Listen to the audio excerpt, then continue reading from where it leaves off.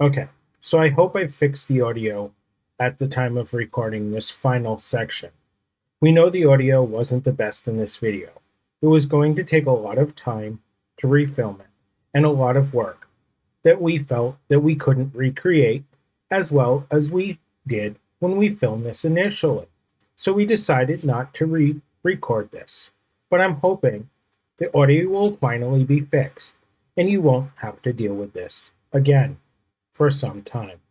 So I'm sitting here. I decided I was going to take a me day today and not work on classwork. A me day still means that I play with code and other things, and I've been learning so much about HTML, CSS, JavaScript that I decided I wanted to play with one of the things that I've always wanted to experiment with, which is web scraping. I've dabbled in this a few times unsuccessfully, mainly because I just didn't understand total structure of HTML. I kind of knew what it was, I knew what it did, I knew it was a markup language, etc., but I really just didn't understand it. Well, with this class, I'm starting to definitely understand it, and I wanted to see if I could web scrape, and decided to use Python to do that. So here we're kind of looking at some of my Python stuff. Now, I don't know if you know I've mentioned this, I've used virtualization for a long time, and back, well, probably 2 years ago now, you saw some tutorials when I was playing with Python where I set up servers that we could essentially share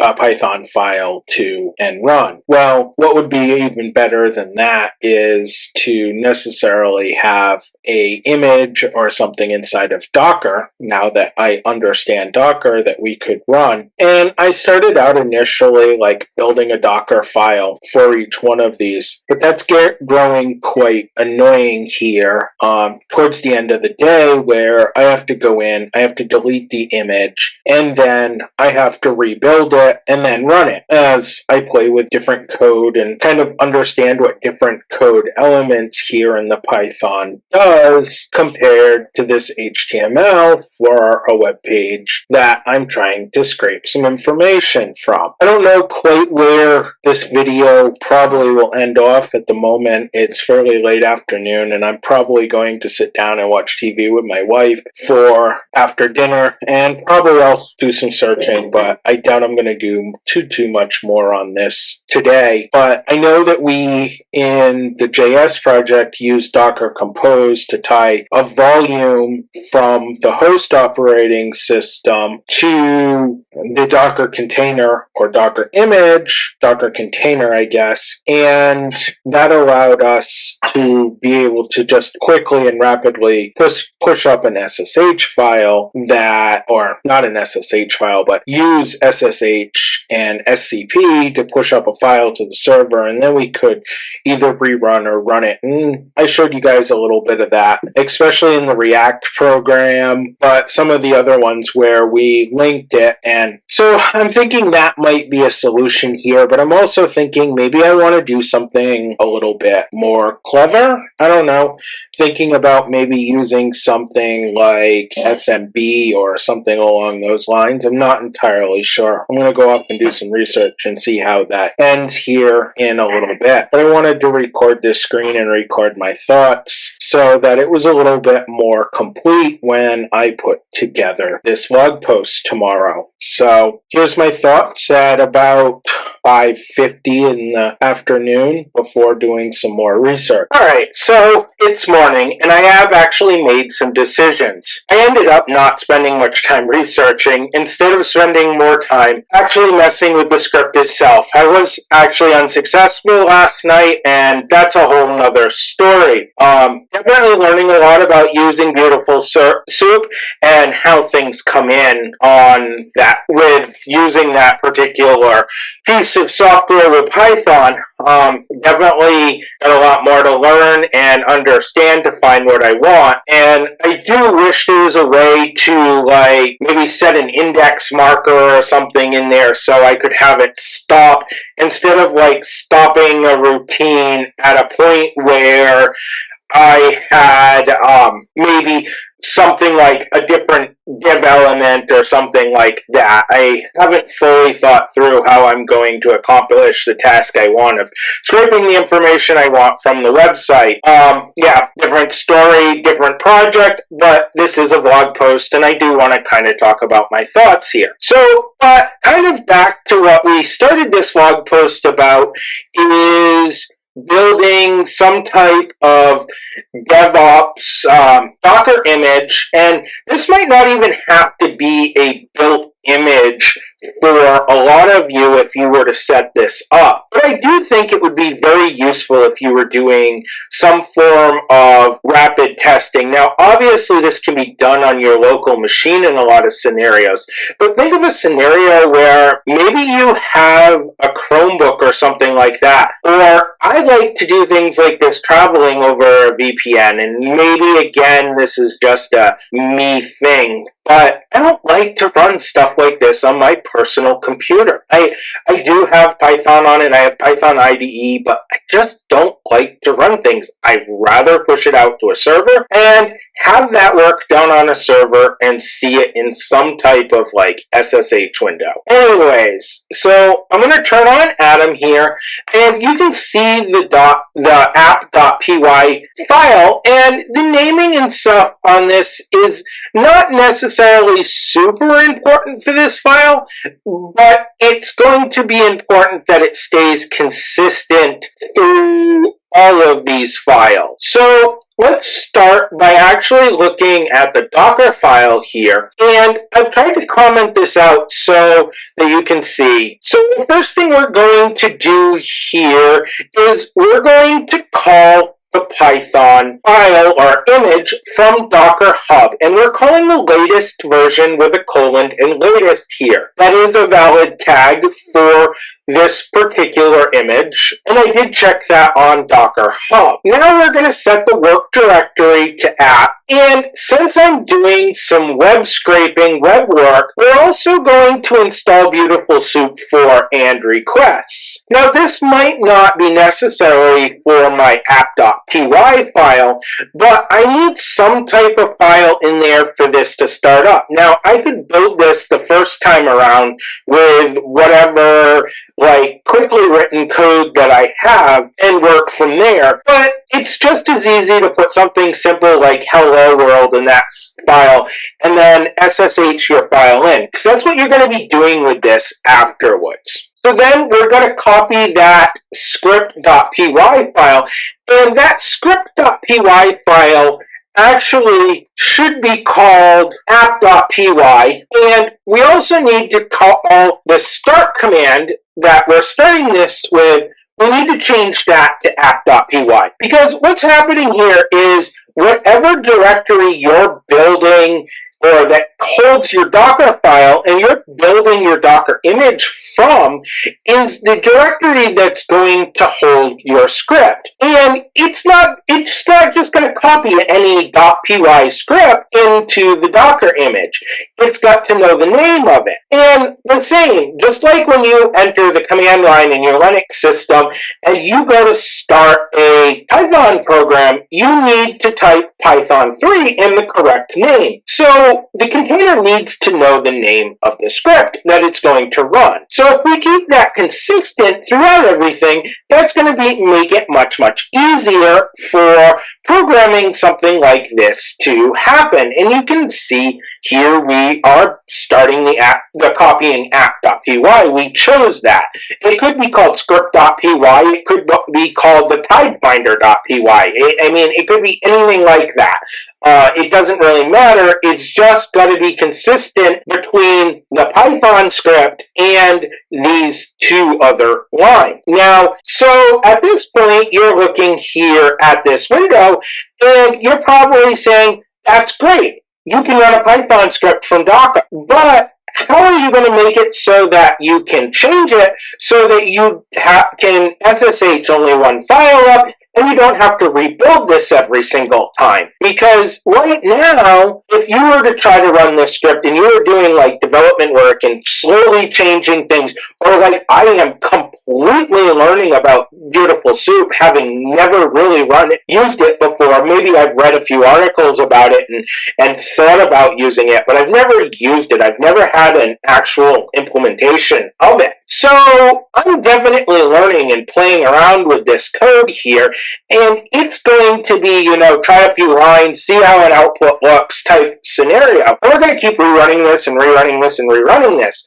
So, like I was last night, I'm going to have to go in, delete the image, then rebuild the image, and then run it. And I'm going to have to keep doing that, back and forth, and back and forth, and back and forth. And that necessarily is a little annoying. So, the way I've chosen to solve that is by using Docker Compose. Now, we can mount an actual directory to our Docker image when we start it. So we don't have to use Docker Compose to do this. But Docker Compose allows me to do this in necessarily a simple command that I can run every single time and keep it in a fairly organized fashion. So here we're looking at my Docker Compose YAML file where I basically call the image that I'm calling Python dev, and so Docker Compose is going to start a container called Python dev with the image Python dev that we build with our Docker file. Now it's important when we run the build command that we call that build image Python dev. But then the last line, the volume line, this is where the real magic happens. So inside of the folder where I store the Docker Compose YAML file is going to be a subfolder called scripts, and that's going to be created the first time we run the Docker Compose up command that's going to start this actual container. And we're going to mount that directly to the app folder or the root folder of our container. Now, if we head back to the Docker file here, you can see that we've set our working directory to the app root directory of our container. So, and then that is the exact location, since it's our set location in our container as we build it, that our app.py file is actually going to be stored at. So, with that, we're going to be ready here in a few minutes to do some cleanup on my development server, or my actually container. I have two separate containers, one that's holding some production work on my server, and the other container that I use for messing around with things like this. And I chose containers because they share resources better among the rest of the system,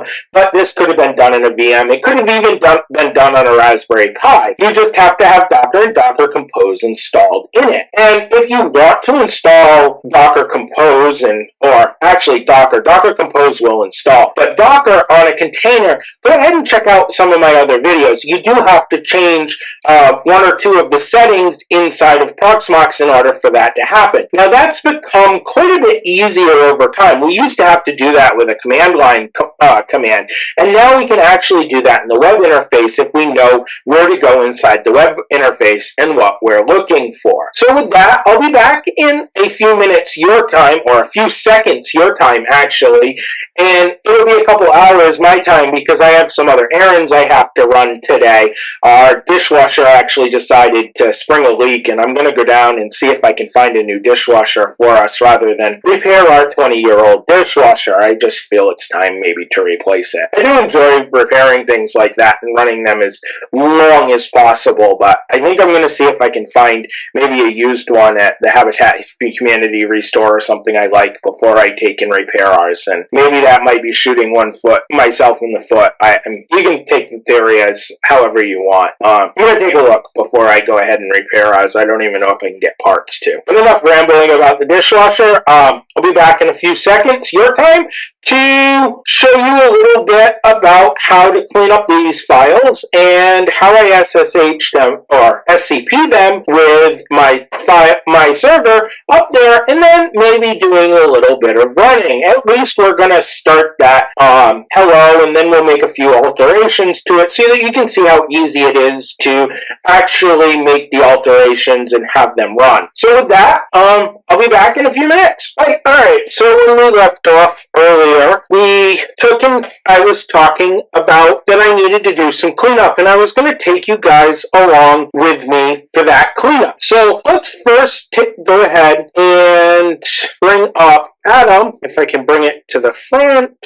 Bring up our Atom window. Let's first go ahead and bring up our Atom window, and I want to take a look just at our readme.txt file here, where I've more or less put some notes. Now, this is something that I do myself because I store a lot of these template files and stuff that I create on my NAS, and that gives me a way to go back and look at some of the things I've done if I'm questioning things or might want to just reuse them. And necessarily, I've started commenting this stuff more and more as time's gone on, and I commented this one maybe a little bit more heavily for you than I normally would have. But if we look here, we can see two different commands. And as we explore and learn more about Docker, these commands are going to become more and more useful, and they're actually going to come pretty useful right now. So we need to do some cleanup on our Docker server before we start using the new Docker build, and in order to do that, we're going to use these two commands. So here at our SSH window, you can see that I've established a new session and logged into our server.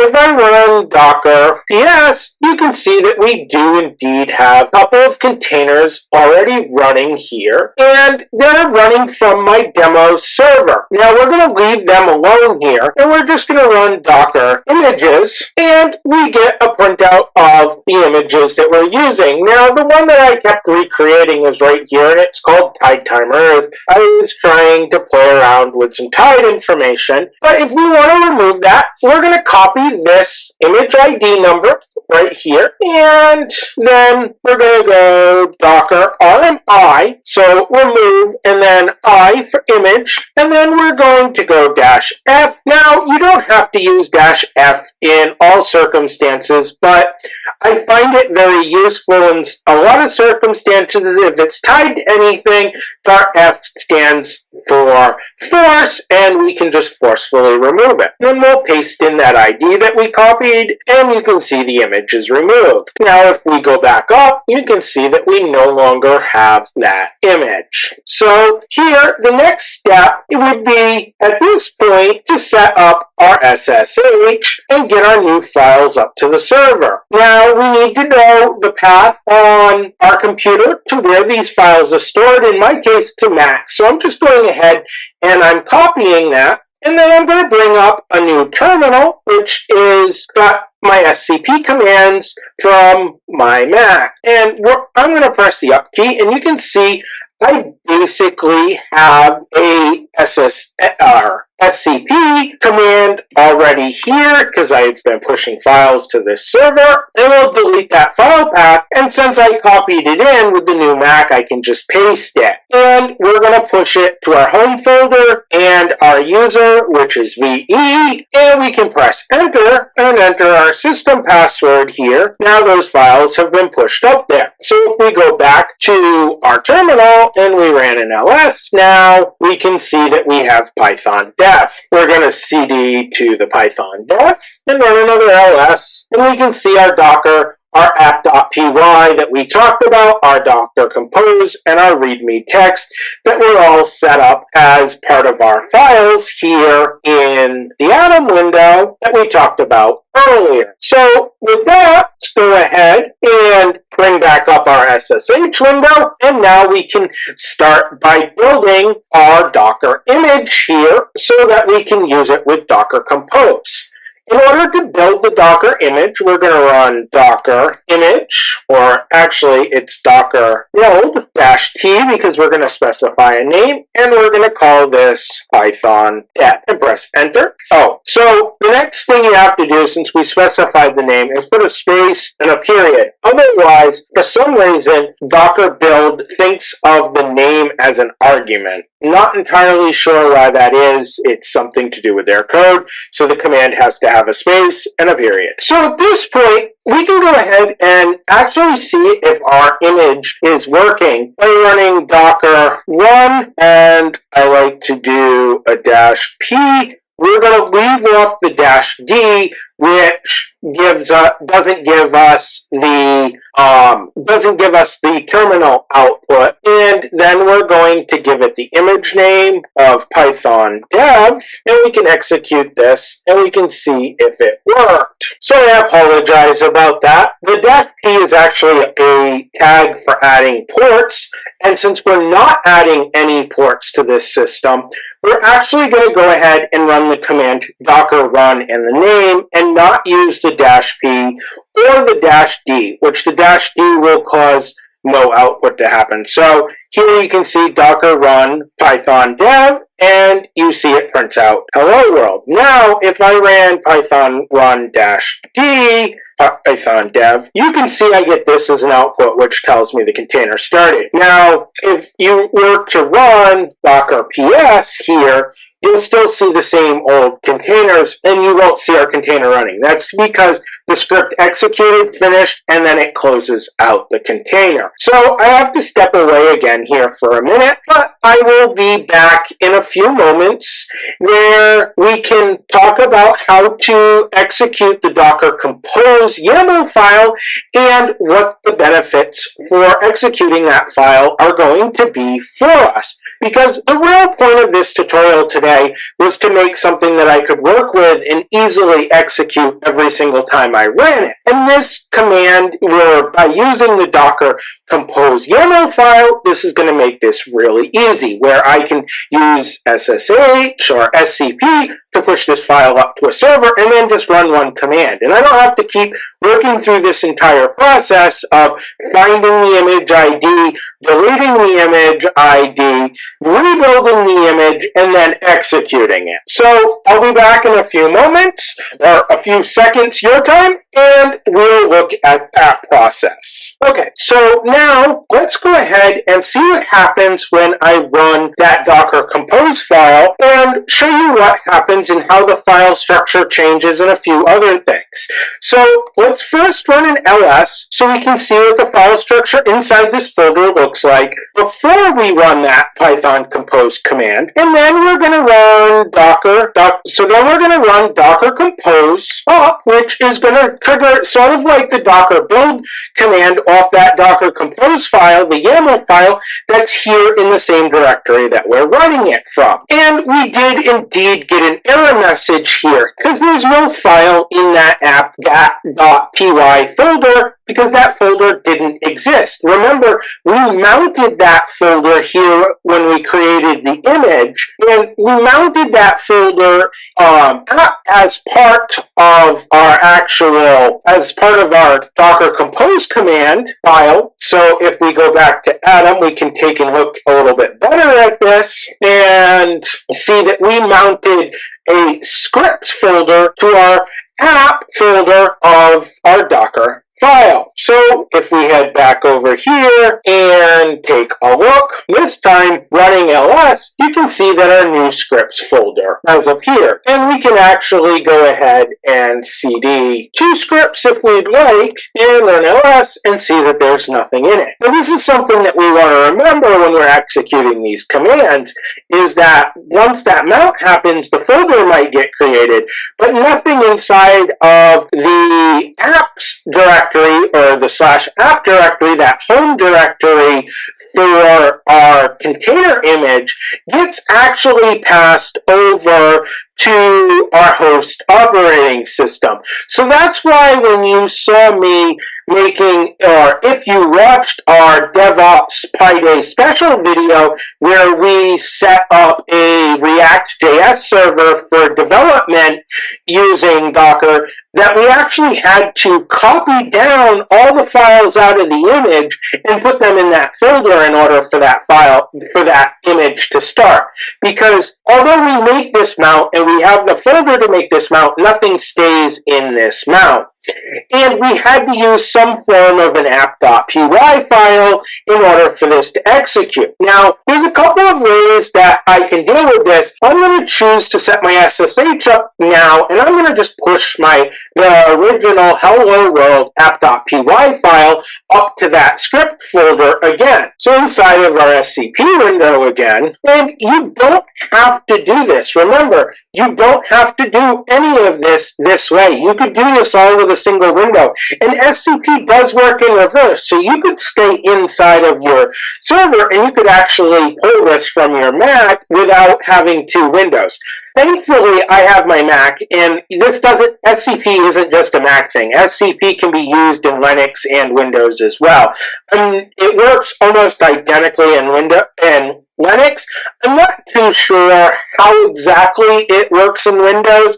I think it works very similarly, but I think you have to maybe install some stuff. I'm not entirely sure on that. And I'm adding to my file path to where I'm pushing it to, because remember, we're at home VE in our VE folder. I'm adding that Python dev / and inside of that Python dev, we also have the script folder. And if we again go, and I know I've stressed this a little bit, if we head over here to Atom, we can see this mount right here at this line, that mounts the script folder in our home system to our app folder in our image. So back to SCP, and the command kind of becomes a little muddled here, but essentially SCP-R.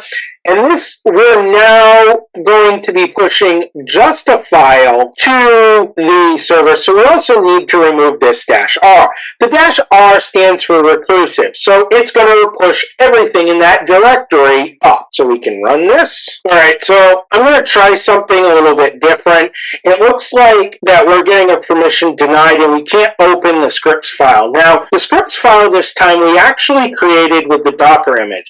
And I knew it would create it, but because I had done some other work. But I wonder if maybe there's like a chown issue going on here or something. So I'm going to go ahead and try manipulating this a little bit more and use this kind of as a learning experience here. So what I'm going to do is I'm going to back up here and I'm going to run ls just so I can see the scripts file. And I'm going, because I think I have a permissions thing going on, I'm going to use sudo, and I'm going to do an rm and a -r because this is a folder, and I'm going to try to remove scripts. Alright, so it looks like we're able to remove scripts. Now, back here at my SCP window, now what I want to do first here is I want to run an mkdir, and I want to run that on scripts, or run that to make scripts. This should make me a folder that my user has control over and not the Docker container. Now scripts is back, and we should be able to, hopefully, if everything works right, this time push the file up. And it did work right. So as you can see, the file command is just as we talked about. SCP, the file on my Mac, the path on my Mac to the file, VE, at the server's IP address, a colon, and then the path inside the server. So the problem we were having here is we didn't have write permissions over that file that we created because the Docker image created it. So it was created outside of the root user. Now we probably could have used something like chown and given it the VE permissions, or chmodify and given others read-write privileges, or even probably used some type of group statement here. I didn't really want to dig that far into the Linux that was going on here. It was easier for me to delete this. So with that, we now have our file back up on our server, or up on our server for this time. So coming back to our SSH session here at the server, server, if I was to run ls, you see scripts, and if we were to go to scripts and run an ls, you can see the app.py that's going on here. So we'll back up another directory, and this time execute the Docker Compose up, and you can see that the Python dev 1, which is the naming convention that Docker Compose uses. So because if we bring up our Atom instance here, we have our server name and our image, we kind of name it, Docker Compose kind of works that way. So we have our Python dev folder. Inside of that, we have our Python dev image. It's the first instance of that image because we could deploy more instances of that image if we had different workers. And then the session output is hello world. So going back, now that we kind of have our file structure set up, we can actually go back. We can head back to our editor here, and we could leave hello world, and let's just do another simple print. Hello from a VE video. And we can save that file, and then, and if I can keep up with my windows, bringing up our SCP window, I just hit the up key again, and so, we just hit up, and that will allow me to instantly re-execute the command that we executed before. Since we just pushed this file and it's the same command, we'll just press enter, enter our system password, push our file up, and go back to our SSH session, and again press up for Docker Compose up, and we execute it, and this time we see hello world, and then hello from VE video. So we now know that we have a working DevOps container. Now in this container, this image can be reused time and time and time again as your script changes. Now, obviously, you're probably not going to want to be printing hello world and printing statements using Python inside of a Docker image. But you might want to be executing a Docker image once a day to scrape some information from a website so that you can utilize it maybe on a smart mirror, which is something similar to what I'm doing right here that I was trying to do for this project that inspired this entire DevOps project and today's vlog video. So, I hope you guys are liking these vlog videos. I know that watching them hasn't been as high as some of the other projects, and I am doing a lot more talking here, but I'm trying to, in my talking and talking about my day and talking about what I'm doing in my personal life, also involve a lot of information, a lot of learning, and maybe a little bit more practical learning about a certain thing. Like, I know this turned into a whole project, but I wanted to involve the mounts and stuff because that can be beneficial to other projects that you guys are working on. Where in our tutorial videos, maybe we don't cover something as in depth as how to mount using Docker Compose and have these files and some of the drawbacks and stuff, because we're focusing on getting through to a project and completing a project as a tutorial. And I do like my tutorials to give you the information on things that will allow you to expand upon them that I've learned, because as you guys know, as I've stressed before, I'm here trying to teach you what I know, and a lot of this stuff is very, very raw for me. I've learned it only a few hours before you. I'm not a IT professional, although I dream of it. I dream of starting my own business and doing some freelance. Right now, we cover all of our bills with rental property, and that's great. We have a decent lifestyle. I would like to freelance and do more. I spend most of my days in front of my computer working on projects like this because that's what I enjoy doing, and I don't see that ever changing. Now, I can bring you along with some of that stuff, but you'd have to drop a comment here. Like, we are such a tech-related channel. I don't mind showing you home repairs and apartment-related things and talking about that stuff as we go forward in the vlog videos. Never a tutorial video, but in the vlog videos, if you guys want. But you guys gotta ask for that. I this is what I do. This is what this channel is about, is technology. And the vlog videos, I think, is just a good place to add some of this technology and maybe get to know me a little bit better. Some of the YouTube channels I follow, I'm heavy into like auto stuff, and I'm following channels like Cletus McFarland and some of those that are definitely a lot bigger than my channel, and I'm not trying to compare myself to him at all. But those videos, they share some of their personal, not all. Like, he's very private, but they do share more of their personal stuff, and I want to give you guys a little bit of that touch here, and to give you guys a glimpse inside of what my day-to-day life looks like at the moment as I build out this YouTube channel and build out some of our tech, and also work on going into business myself and freelancing as far as doing some of this DevOps work and web development work and some of these other things that I do. With that, have a good night.